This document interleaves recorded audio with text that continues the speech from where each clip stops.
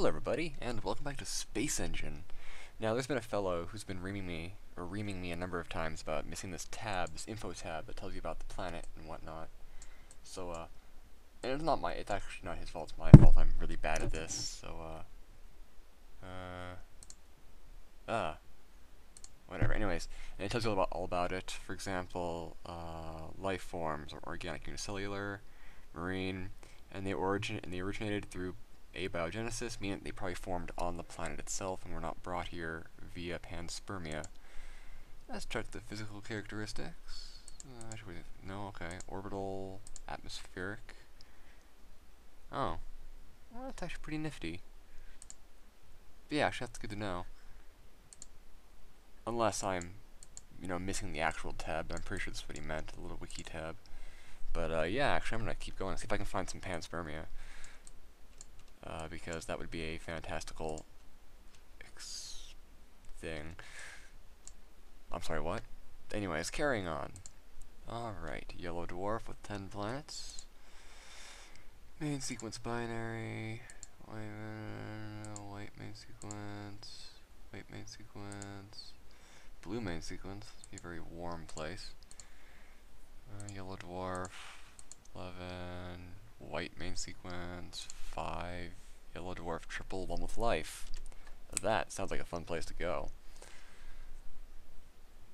So that's where we're gonna go. Yes. I don't know if I have a topic this episode. Well, they were able to detect organic chemistry, like organic compounds around, like in a protoplanetary disk around another star, which is pretty decent because, well, we haven't really seen that before, or we've seen light or organic chemistry around other stuff, but we haven't really seen. Oh, here we go. We haven't really seen it. Like there was some question whether or not organic chemistry can exist in the turbulentness of a protoplanetary disk, because it's been seen. Oh, here we go. Because it's been seen in more stable environments, such as more established solar systems or in nebula and whatnot. But this is the first time we've found it in a protoplanetary disk of a forming solar system, which means that light, or at least the building blocks of life, can be present in a star system while it is forming. Alright, this is I don't know how to describe this planet. I want to say hideous, but it's kind of not. I don't know, let's check out the information on this. Biogenic, okay, so it formed here. It's organic multicellular. Huh. Oh, look at that, you can do that. That's nifty. This is a cool little tab. Well, let's land somewhere. It's terrestrial. I don't know if it's alive, or intelligent, of course it's alive. See, this is what I'm looking forward to in No Man's Sky, is you have planets like this that are, procedurally generated and they can have life on them, but you can actually, like, explore the planet and find life and trees and animals and plants and ocean life, and it's gonna be so cool. Whoa. Oh, it's kind of rocky down here. This atmosphere doesn't seem all that thick. Just throwing that out there, this atmosphere does not seem thick. What is the atmosphere? Atmospheric pressure. Oh my. Yeah, it's 0.000973333 atmospheres. That is a very, very thin atmosphere. I'm talking, like, thinner than Mars's atmosphere kind of thin. Here, let's see if I can find a deeper place that might have more air pressure. Because I'm talking, well, yeah, it's multicellular terrestrial life in a very arid environment after I just collide into the ground at Mach 1,000,000. It's like, how big, like, define multicellular? My goodness.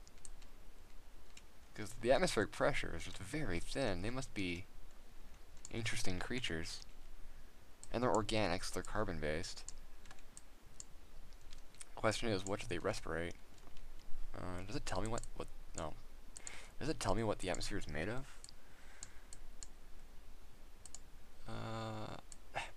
Atmospheric pressure is very low, air density is very low, air temperature is very cold. But it's not telling me what it's made of. Because this is a very, very thin atmosphere with multicellular life. Now, I don't know how big the life is. Multicellular can mean anything from, like, a dinosaur to a blastocyst, so like a colony of like 5 cells. So it's like, or even like a tardigrade is multicellular life that could survive. Actually, I guess tardigrades could survive in this, but they're microorganisms. But I guess it all depends on what the atmosphere is comprised of. At least for what they respirate, I suppose.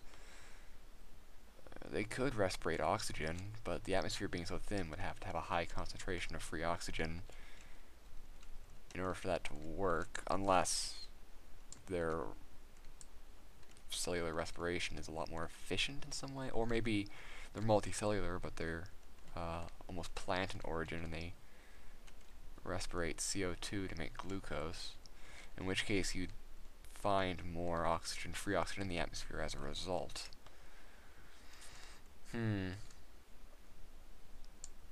This is what, I like the prospect of life on Titan, because you might have life that respirates like methane or ethane. Actually, yeah, like methanogenic life. And it's like, that would be interesting. We fly over here. My cat really wants in, but she just has been causing trouble. Well, I don't really know what to make of this. It's a very thin atmosphere, and a very interesting, again, I want to say hideous planet, but I don't think hideous is the correct word. I don't know, something about the color pattern just rubs me the wrong way. But let's see if I can find a plateau, or at least like a seabed, or somewhere close down that would have higher pressure.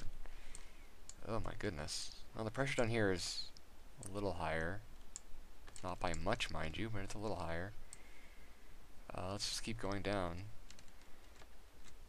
Maybe I should flip this into airplane mode. And my cat's just gonna be outside meowing because I'm being a bad person, not letting her in. Oh, the controls aren't reversed. Or the controls are reversed, but in the wrong ways. Yes, seriously, you're okay. I'll let you in a few minutes. I should not screw this. I'm gonna go back to point and click mode. Oh, I don't wanna go too fast. Alright. Atmospheric pressure. It stays pretty damn thin. Pretty damn thin.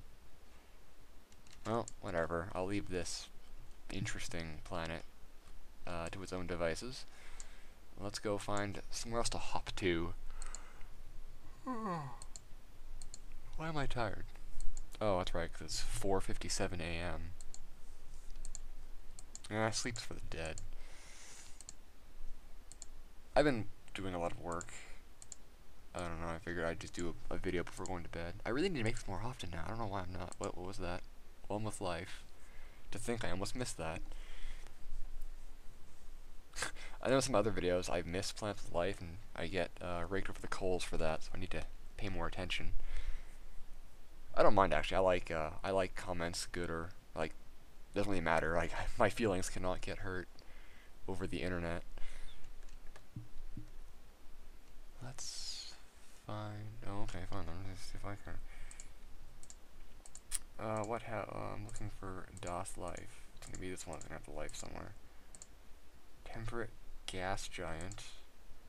Temperate oceana. I would have assumed that was one with life, but I guess not. Alright, so it's gonna be one of these moons is gonna have life. Maybe it's this one, 'cause that one looks. This one? No. One of these. There we go, found it. It's a cold ice world with life. The temperature of negative 116. That's not very pleasant at all. Ugh. That is, that just sucks. Let's check the, alright. It is organic. It's lives in subglacier. It's unicellular subglacier. Oh. Oh. You know what this means? We have ourselves a little ice moon here. Yeah, it's subglacier. Ooh. We have a nice little example of Europa, or Callisto, or Enceladus, or Triton. We have an ice moon with, it looks like, Kerbal Space Program. Elu, there we go. Anyways, we have life that is living in a subterranean ocean under the ice sheet. Now this was, I was looking at it, it's like it has no atmosphere, so it's like this would be like, well, this would be like your Europa, where you have a thick ice crust kilometers deep, and then you have tidal heating or some other form of heating that causes a layer of water underneath, like between, like in the mantle, to melt, and you get an ocean that resides under kilometers of ice, never ever receiving sunlight, living in complete darkness. Oh, that's just fantastic. Now, looking at these, this is like ridges, possibly caused by upwelling, like upwellings, or by the crust shifting and distorting through tidal forces. Oh, it's just fantastic. I love these biomes. I don't think I've actually found this biome before. This is a biome I haven't seen in Space Engine before. It is fantastic. Whoa, whoa, it's like bobsledding to the extreme. Oh, good, okay, and, yep. Interstellar bobsledding. I should slow down a little bit. There we go.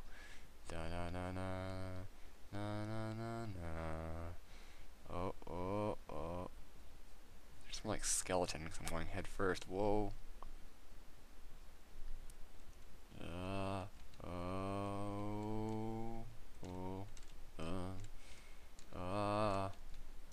Okay, enough of that. As much fun as that is, I need to stop being distracted. Alright. What does its host planet look like? My god, look how many moons it has. It's a variable junkyard. A space junkyard. Of debris. Well, I guess 674 moons. The vast majority of those being asteroids. Look at this. We have a, well, actually, how old is this? 2.4, oh, trying to think. This could all be debris left over from its formation. It isn't all that old, so that's a very real possibility. But it also could just be that it just tears shit up as it goes, like moons and stuff. Well, let's investigate one of these asteroids. Maybe mine it. That'd be great. It's like a mining outpost on an asteroid, orbiting a gas giant. That'd be one hell of a job. I'd enjoy it. Well, actually, no, I wouldn't. I'd more for looking for life and exploring the universe, not just mining resources. But I do support extracting resources from asteroids. Hello, little asteroid. Fancy meeting you here. I have yet to find non-organic life in this game. Which I guess it makes sense. Theoretically, organic life would probably be most abundant in the universe anyways, depending on, well, again, that's kind of a bias because we ourselves are organic, so we know that organic life can exist because we ourselves are organic, and, well, last I checked, I exist. Wow, this is quite the asteroid.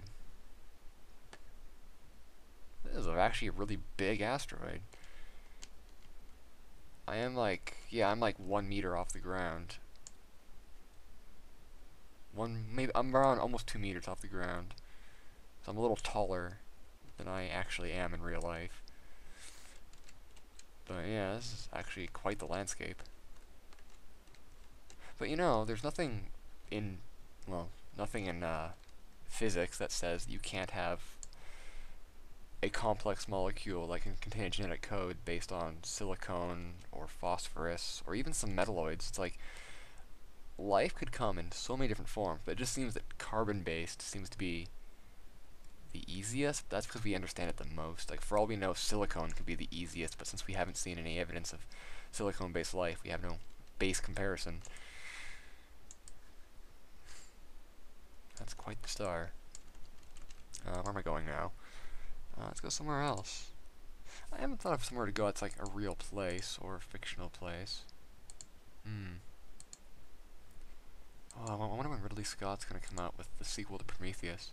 Because Prometheus was supposed to be the first in a trilogy that was gonna segue into the original Alien series, and I love the original Alien series. Alien series, wow, okay. And I actually did enjoy Prometheus. Like, it wasn't spectacular, but I actually liked it, so. I also just love Ridley Scott, so that might be a bit of a bias there, I don't know. That's a cold ice giant. I wonder if I can find any, like, rogue planets. Probably very hard. Could be interesting. Blue subgiant. That's disappointing. It's like, could have been a full giant. No, subgiant.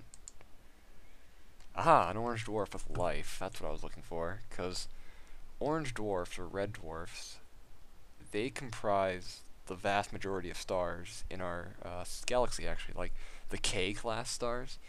There's like 80% of the stars in our galaxy are K-class.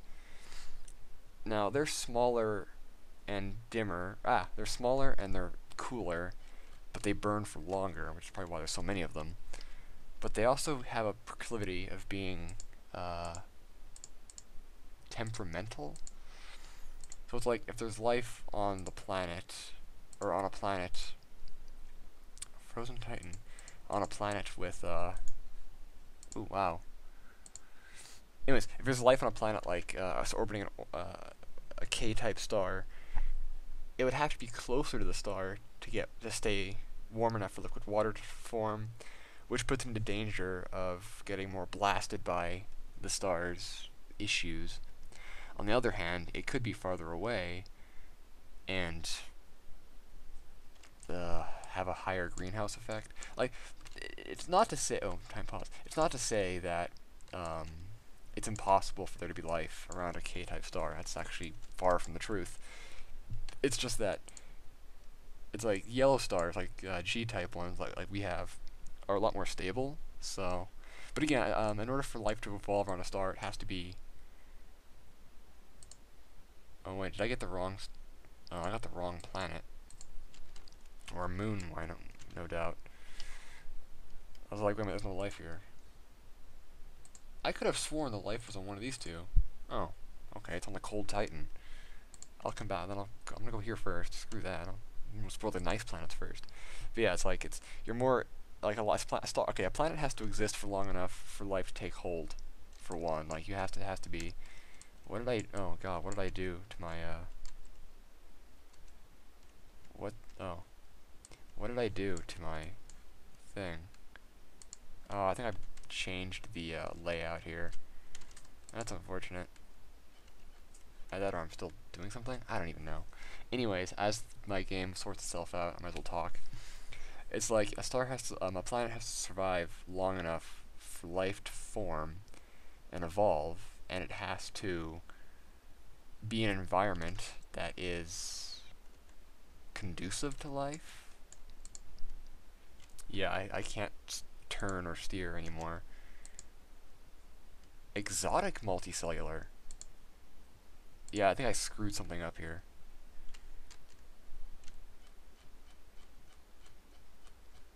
I seem to have broken the, I don't know what I clicked to do this, but I broke the pointer. Oh, there we go, I fixed it. Ah, there you are. But yeah, whatever, you know what I'm talking about. It has to have a long enough time in a proper environment. This looks like it has quite the winds. Let's check this out. I'm kind of curious, because it's exotic life. So I might have found some non-carbon based. Yeah, so it's not carbon based, it's exotic. But it's not telling me what exactly. It's marine and terrestrial, it's multicellular, and it's exotic. Does that mean that it's not carbon based? Or is it carbon based but it's something else? Let's look at this moon. The temperature is minus 164. So hypothetically, this could be a planet where you have methanogenic life. Granted, it's not telling me what the environment is made up of, but at those temperatures, what's the pressures? 307 or 37.336. That's 37 times like Earth's atmosphere. That's a really thick and a really cold atmosphere. Oh, look, there's water. You could have some, or maybe that, actually no, at these temperatures that would not be water. At minus at minus 194 degrees with a 37. Okay, the pressure is fine. That's high enough pressure for water to exist, but those temperatures, that would not be liquid at that temperature. This has to be well, I'm gonna assume it's a liquid methane or a liquid something along those lines. It's a frozen titan. I'm gonna assume that's a carbon soup of liquid methane or whatever with this ultra dense atmosphere. Well, that means, well, I don't know what it means by exotic. Does it mean exotic as in its DNA is based on a different molecule, or exotic as in it's just its life functions are exotic? I guess if it was carbon based, it would say organic. So I'm gonna assume that this life is not organic, which means that it's probably based on something other than carbon. In these conditions, high pressure, low temperature. Granted, if this is liquid methane, then there's massive stores of carbon on this moon, which means you could have organic life in this environment. However, since it's not organic, well, when I think of silicon-based, I usually see silicon-based life arising and existing on a planet that has a lot of silicates, but is also cold and airless, or at least has a very low atmosphere. You know what? Silicon-based life could exist here, I suppose.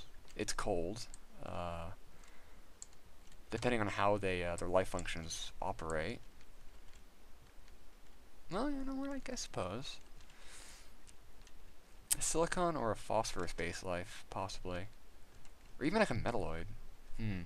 Again, without knowing the exact composition of the atmosphere and of the planet, which this isn't telling me, I can't make a reasonable hypothesis as to what it is.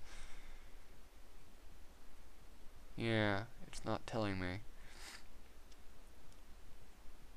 Height of modular atmosphere, troposphere height, physical density. Yeah, it doesn't tell you the composition. Because, like, I don't know, like, are there lots of carbons? Are there lots of other things? Because this wouldn't be liquid methane, or I mean liquid nitrogen. That takes way too cold. That takes much colder temperatures. Liquid helium, maybe? No. Again, without knowing the chemical composition of this locale, I can't make a affirmative judgment of what the life could possibly be. All I know is it's not organic. It's marine, it's terrestrial, and it's multicellular. But judging by what I know of chemical reactions and what this place looks like, I'm going to hazard a guess and say maybe silicon-based, running off, or sort of silicon-based, respirating. Oh, silicon can respirate a whole lot of things. Metals in the environment. Maybe this is liquid methane. I just don't have enough information to make a determination on what the life could be. And I honestly just don't really know, which is sad, because this is my main field of study, is thinking of this kind of weird crap. interesting place nonetheless. I just don't know exactly what the life is, because I don't know what the environment consists of. Like, does it have a lot of metals? Does it have a lot of silicates? Does it have a lot of carbon? And by exotic, does it mean exotic as in it's genetic? Like, is its DNA based on a completely different substance, or is it exotic as in it respirates something different? I don't know.